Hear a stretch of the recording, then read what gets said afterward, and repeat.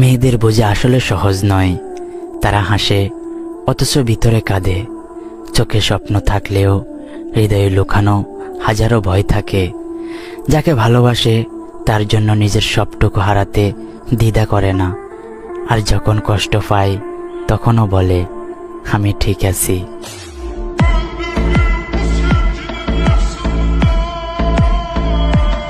কোনো একদিন আমিও বৃষ্টিতে ভিজবো, শত শত লাশের পাশে কোনো এক গোরস্থানে।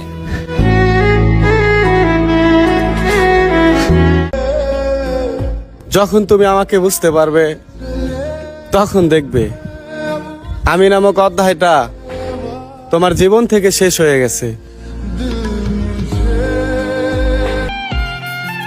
মিলন আর কখনোই হবে না, শুধু মনে থাকবে আমাদেরও একটা সংসার হওয়ার কথা ছিল, যা অপূর্ণ রয়ে গেল। তোমার আমার প্রেম আমি আজও বুঝিনি।